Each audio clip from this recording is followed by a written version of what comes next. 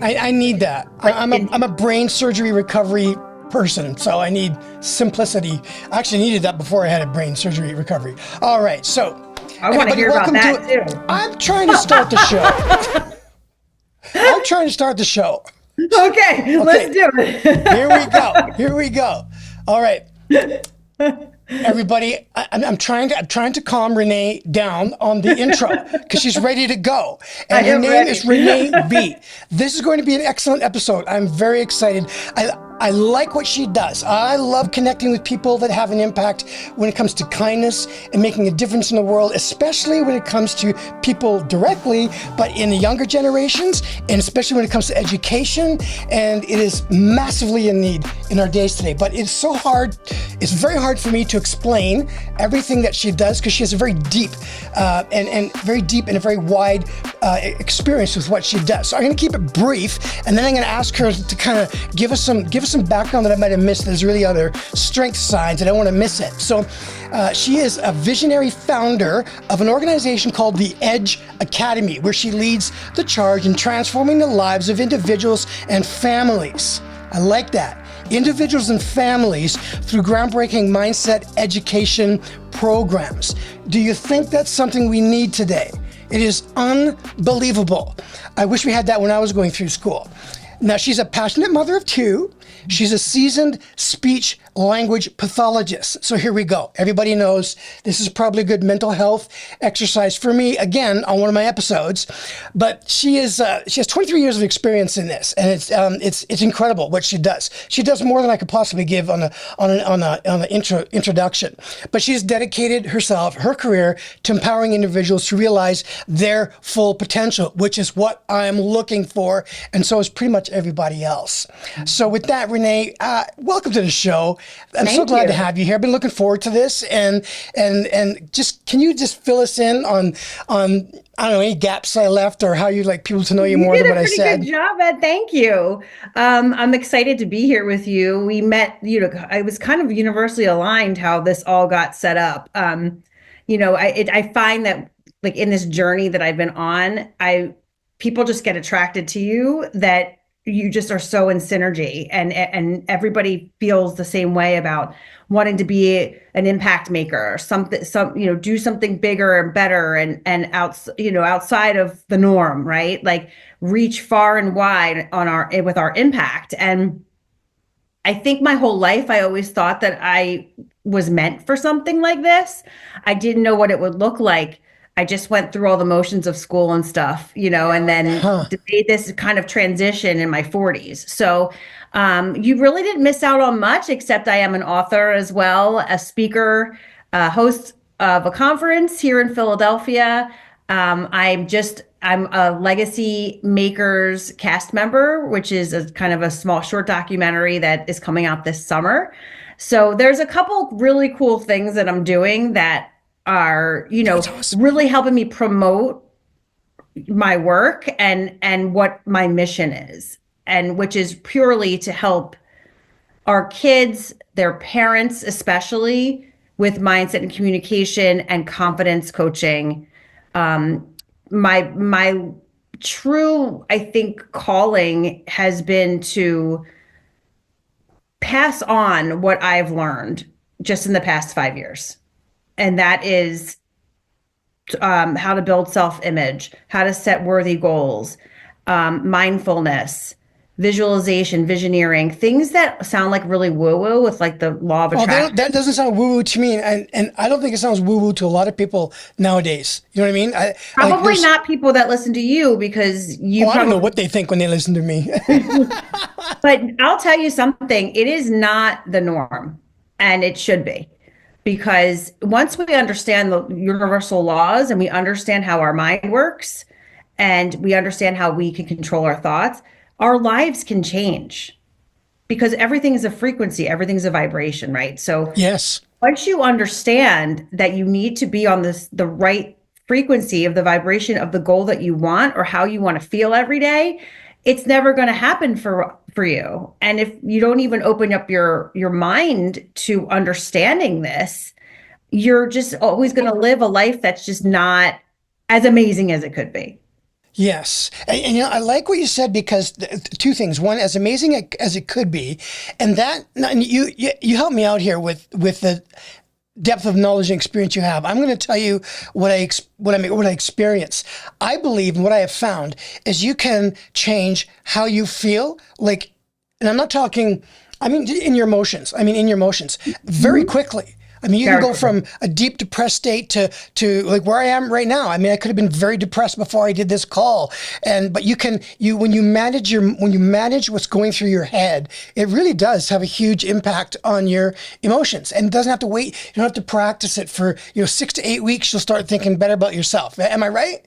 Right. It's a choice. I think, Yeah. and I say that often when I speak, is that everything we do is a choice. Everything.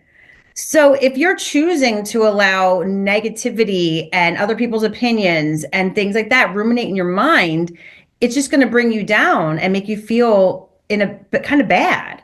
So, a really good technique that I always teach kids is flip it. Just polar opposite. What are you thinking? Because your thinking affects your feelings, affects your actions, and then it affects your results. And it's like a cycle. So if you're feeling down, you have to reverse engineer and say, well, what am I thinking? Because what your thoughts are controlling your vibration and how you feel. That has just blown me away so much in the last few years. It really, really has. Because I struggle with and have suffered from major mental health issues for years. And it comes from the trauma that I have. And that's everybody, not everybody, but it's a story that I talk about a lot. Then there's a documentary coming out today. Try to recover from a brain surgery and know exactly what words are coming out. It is, Ed. But there's quite all right, buddy. Documentary coming out this year about my life. And so my emotions have been like all over the place. So when you have mental health issues and a brain surgery, you can still, what I have found is I can still be, active isn't the right word, but be aware that in that moment of heaviness that I am, whether it's whatever it is that I can change that quickly.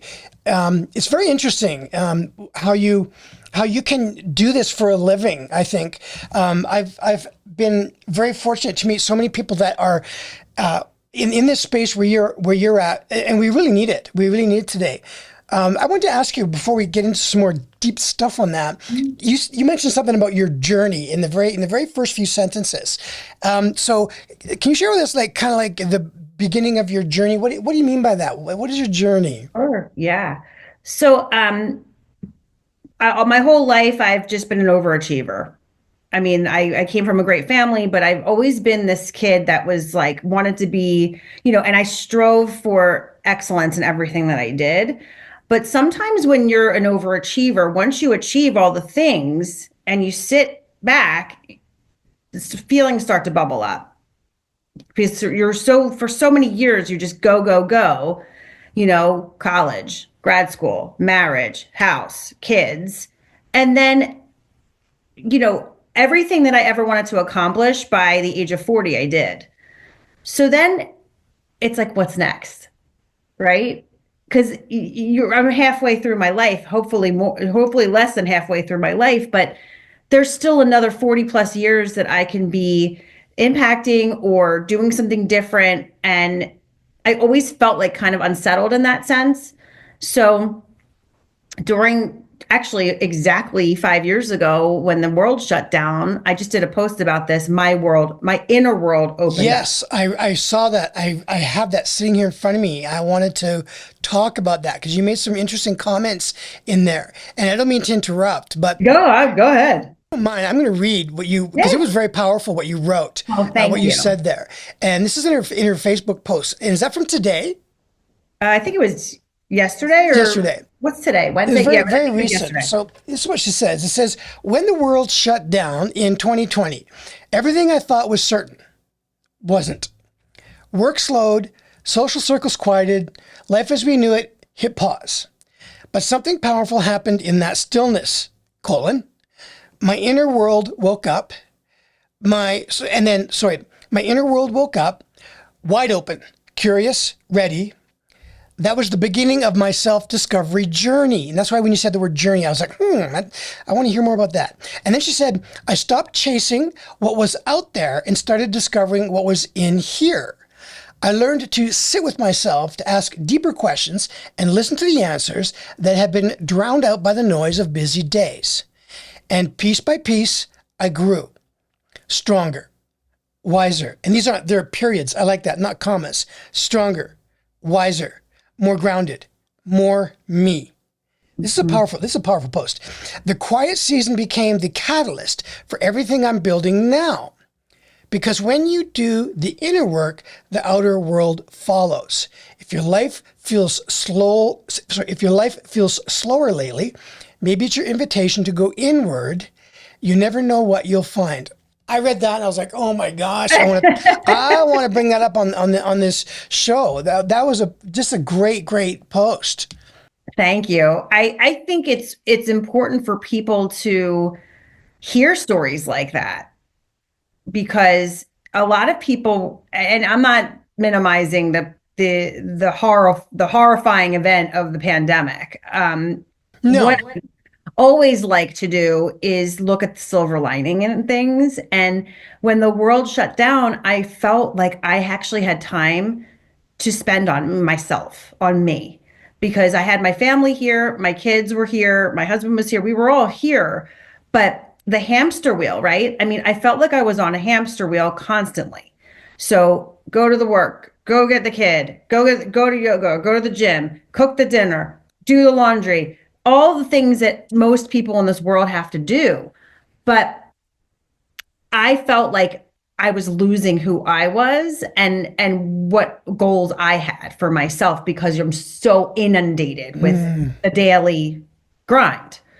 So I was introduced to Bob Proctor, who is my first mentor, and everything he said that I would listen to him say made so much sense, but in such a way that I couldn't believe I didn't know this before.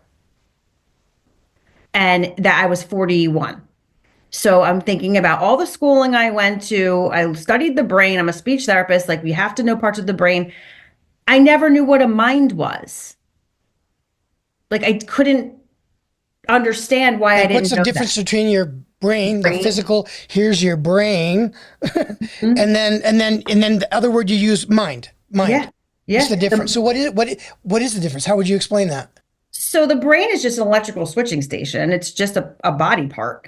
But the mind is housed within that, where we have a subconscious and a conscious mind. So if you ever think about it, about how we learn everything, right? How we learned our language, how we learned to walk, most of this stuff was not even possible when we were born.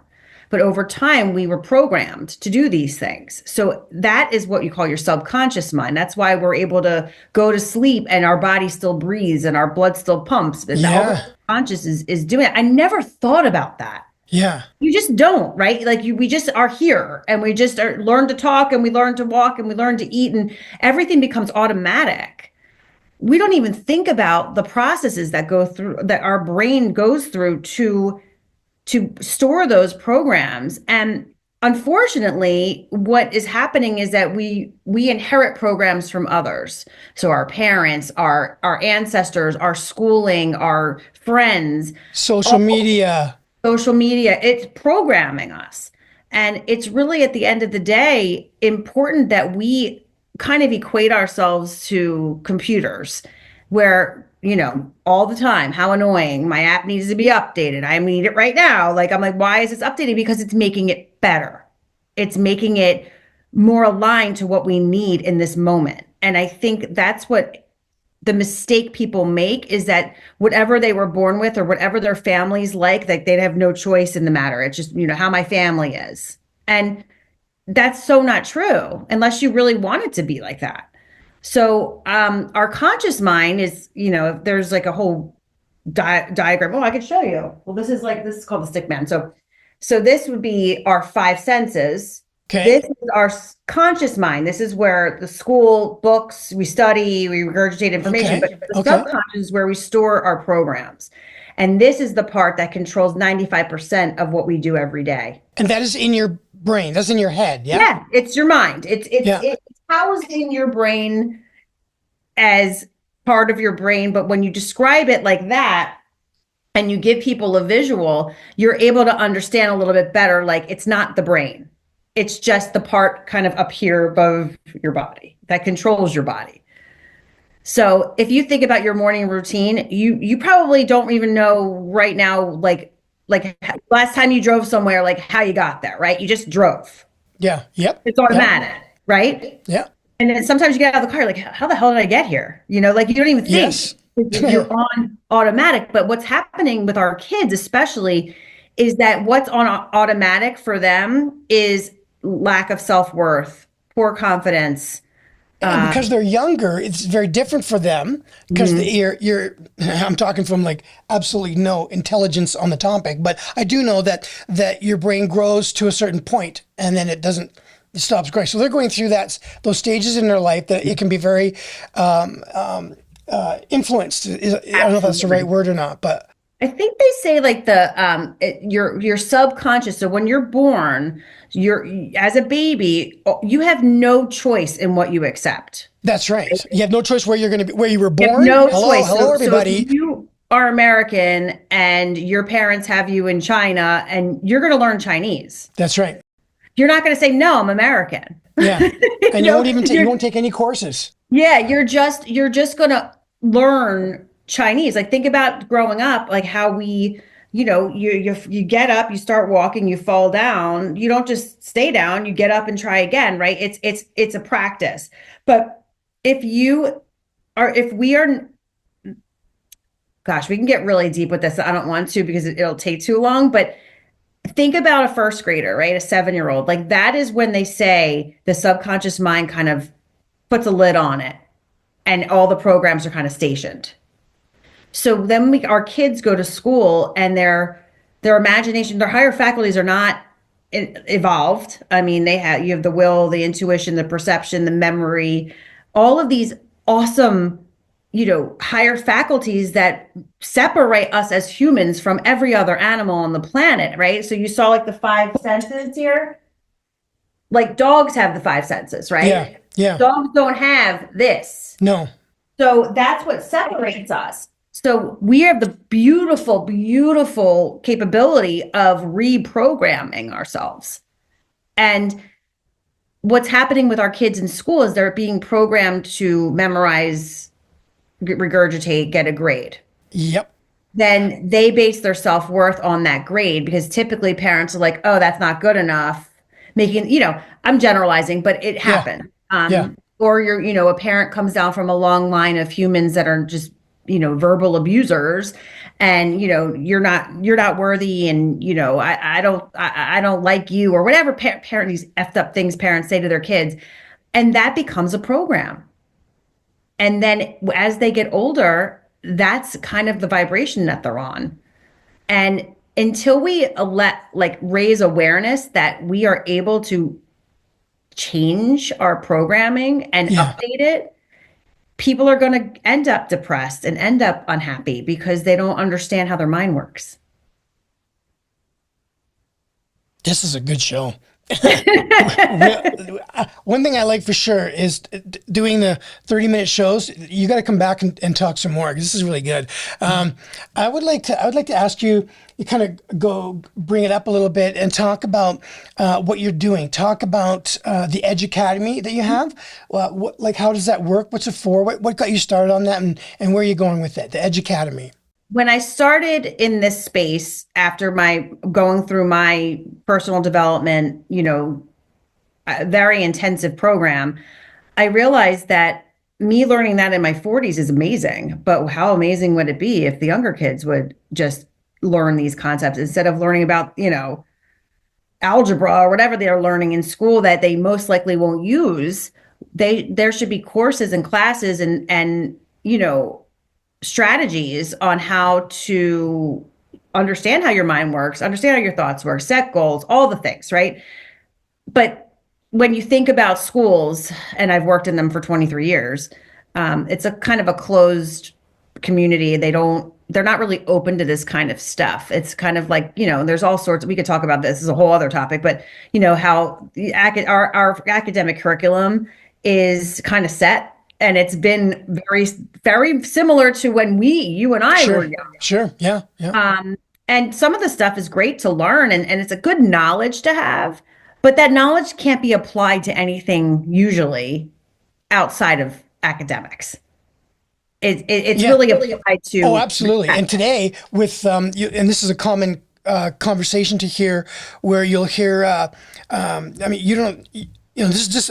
I do believe this, and it is being said by many people. You don't have to go to school today. Anything you want to learn, you can literally learn on YouTube or Yep. Google it or Yep. anything. Unless you want to be a doctor, lawyer, Yep. a teacher, where you need to have certification. You can do what you want, but it takes personal.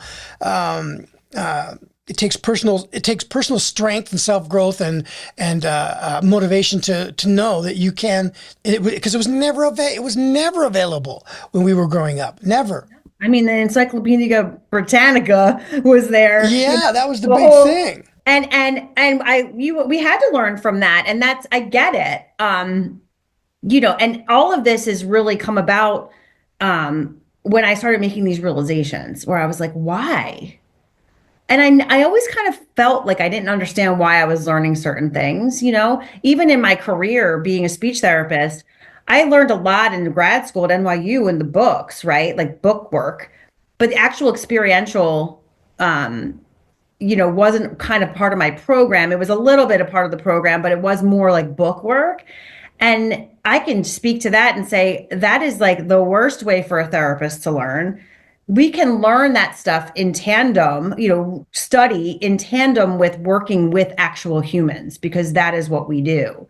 You don't understand technique until you actually have to do it. Absolutely, absolutely. The actually, I did an episode just before this one, and he's a family therapist, and I love the conversations with people that are in this space, and they I mean, you guys know that you can't read a book about it, you can't watch a TV show about it, you can't get it from your phone, but you can change. And yeah, this is so interesting. Because this is such a deep topic that you can go in, and especially for me, recovering from like a massive brain surgery. You know, I had brain surgery, right?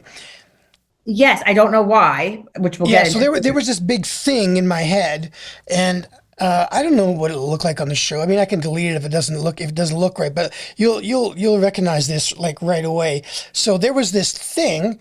I gotta put this on auto focus, because you'll find this interesting. So in my head there was My gosh. that thing, Wow. right, on the top and the bottom, and then Yep. when they pulled it out, I'm sorry, I'm all backwards. Then Okay, go for it. there's a great big hole in my head, in my skull right now. Right, so the thing was the size of my fist, and I was told, and I'm so grateful. I had one of the top brain surgeons in the country. It was just out of pure luck, and he said, if you don't get this taken out, it will take your life in less than 12 months. And so my life changed a lot in the last. Well, that was done. The surgery was done, I think 7 months ago now, 8 months, less than a year. And Wait, what? yeah, I'm in heavy duty recovery right now. My gosh. As a matter of fact, incredible. I don't know if you saw what I posted this morning. That was a couple hours ago. I had one of my guests from it was a few weeks ago. She's in South Africa, and she has MS. And so she lives a life having MS. So she lives in a wheelchair. She can't stand. She's right. And me, I'm not thinking about that a lot when I'm interviewing her. She's sitting in a chair, so I don't see her disability. And I was telling her at Christmas time, my family's back in Canada, and I had to take a wheelchair through the airport. And my sister, who's a nurse, said, "You need to take a wheelchair." And I'm like, "What? What? Like, you take a wheelchair? What are you talking about?" And there was no joke. I had to take one, or it would have been a disaster trying to get through airports, not being able to think. But what was interesting was there I was in a wheelchair, extremely humbled. And there I am. I'm like, Ed Squire, I make videos and I'm this and I'm that. Nobody knows. Nobody cares. Nobody looks at you because you're in a wheelchair. So I went through this experience of something very, very humble. And I was telling Brittany this on my call with her. It wasn't a podcast. It was just that we were just catching up. She goes, "Really, that happened for you?" She said it like that. I said, "Yeah." She goes, "Well, how did it make you feel?" And I stopped for a minute and I thought, I know why you're asking me this question. Because you live with this. I didn't say that, but I thought, I know why she's asking me this question. How did you feel? And she said, were people looking at you or were they looking away? Like, what was going on? And I was like, I get it. And she said, yeah, that's how I live. That's how I live. Mm-hmm. And then I said, we should do a podcast. We should do a show like that. And I'm happy to share the struggles I've been through with this because it all has to do with life. Right? Life is important, and what we think we are and who we think we are, and every moment that we get to be grateful for, whether you can stand or not stand, is a big thing for me. And so I love what you're telling me because I'm learning so much about having a brain recover from, and it's such a weird thing because recovering from a broken leg is very different. Yeah. Recovering from my brain is it is just so weird. It's just so weird. And by the way, I want to tell you, I'm not just asking people who know brains and personalities and everything who has the skill sets that you do for my own personal purposes. No, I never thought that for a second. I'm just kidding. But it's I love how you're explaining this. This.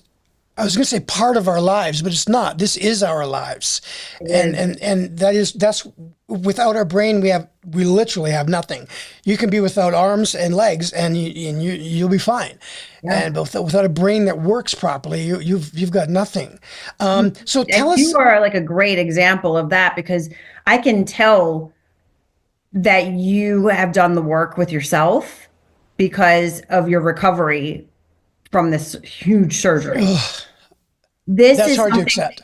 That will either tear someone down because they had to go through that, or they're going to say, oh my gosh, I'm alive. Yes, that is. Right? That is and very your much. Spirit comes through you. I didn't even know you had that surgery. Yeah.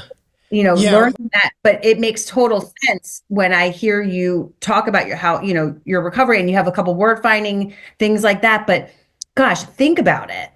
Like you had a major surgery and you are here today talking to me. I know it's. And your brain and you had the spirit. I can tell that you had the spirit of, I'm going to get through this and I'm going to be bigger and better when I get out of this, because you have come back so quickly from major surgery. Yeah. I struggle a lot. I do, but I agree with everything you're saying. It's, it is. And if there's one thing I've learned, boy, you don't know what is going to happen in your life, and when you don't know, you better be in a mindset of appreciating every breath that you take. And I mean every breath that you take, because we may not have been able to do this show because one of us could have died before the, and I'm not. I mean, people don't like to hear that, but it's so true. That's right. None of us are making it out of here. We're all going to die. So and that's it's right. Our time. We don't know when it's going to happen. So it is so true that to really take that even just smallest scratch, and I teach this as well, is just, if someone's feeling so down and you say, okay, let's think of what you're grateful for. I don't know. What do I figure? You're grateful you woke up today. Grateful. That's right. Yes. Grateful you have warm water when it runs. Grateful you have food in your kitchen. That's right. It's as basic as that. And when you cultivate that kind of gratitude, it doubles and triples because you are in that spirit of being grateful. So the universe responds to that. And somehow life prepares you for stuff, because I started Visible Kindness before all of this brain stuff happened, but the brain stuff was coming on. It took 10 to 15 years for that thing to grow in, and my personality slowly changed over that time. And I did not know that. You don't notice it. Other people do. And I found that very frustrating. And then physically, I was also like, before I went for surgery, physically, I was at the point where I could not walk a block around where I live. I couldn't walk.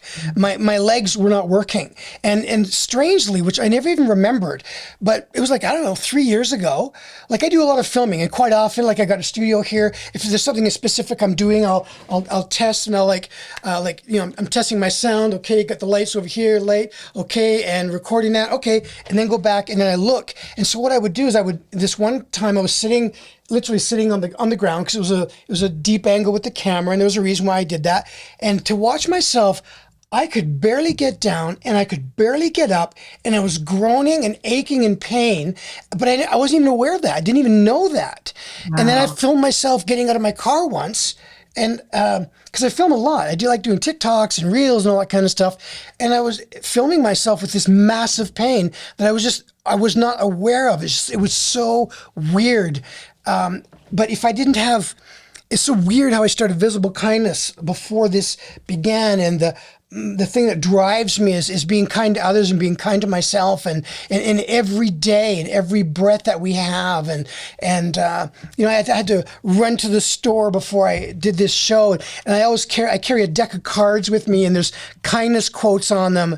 Like, it'll be okay. This one says, "You're an inspiration. You're enough. You don't need to prove your worth to anyone." And then I'll write something on the back that says, I'll write something like, your smile really made my day," or "I love the work that you're doing," or whatever. I'll write something personal on there and give it to them. And I try to walk away so that I'm gone, and then turn around so I see them looking at it. And every single person that gets one of these cards, they're just like, wow, just a little ray of sunshine came into their life. That's simple, though, isn't it? Oh, yes. I mean, why is everyone so negative and mean?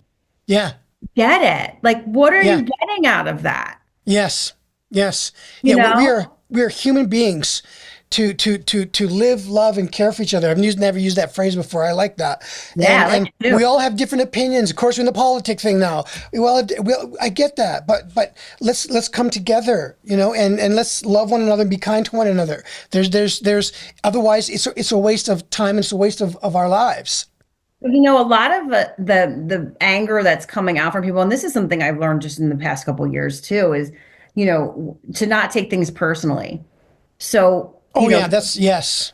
When somebody, like, I tell my son's 16, and I tell him, I'm like, if someone is not being kind to you, I want you to reframe your point of view on it, to understand that they are suffering, and then they're making you feel bad. So it's never about you. No. It's always about how they are feeling inside. That is powerful. That is so powerful. And not only kids need to be raised that way, but adults need to live that way as well, and take all of the heavy weight off your back, and not live with that weight.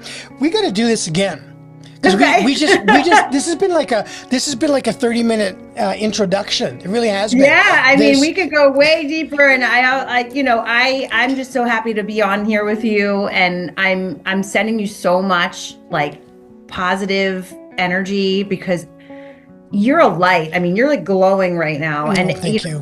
You have gone through something so serious and bounced back like this. Like, you're a trooper, and my goodness, I just admire you so much for, and turning 60, and, that's a dream for me, is to be as vibrant as you when I'm 60. Well, I'm taking it one day at a time now, boy. Well, I mean, we don't have another choice, do we? I mean, you can't skip a Tuesday, right? I mean, you have to take every day at a time, but it's, I really admire you, and, that and you have behind you, it says brave, and that's exactly what you are. Other people could be inspired. Other people going through this can be completely inspired by you. How you're. Come on, you're my guest. It's my guest that is inspiring people. I'm playing. It's the two of us have got some electricity going here, which is really, really great. And I really do mean, because I would like to. There's other things. There's a lot more we can talk about. Because I can come back anytime. We should do that. I would love to. I want to thank you for doing this. This is my doing this podcast. It literally makes my day. It's kind of like I don't care who watches it or not, but I do. That's care. how I feel. That's how I do. feel It makes every a time I difference. do one. But I'm it's like, you know what? If they listen, great. If they don't, doesn't matter. I had a half hour of good times with this person. yes. Yeah, I agree with you. I'm the same way. I mean, if we can make an impact in some way, that would be great. But you've impacted me, so thank you. Oh well, you're welcome, and thank you as well. We'll have to do it again. It's so nice meeting you. Yeah, you too.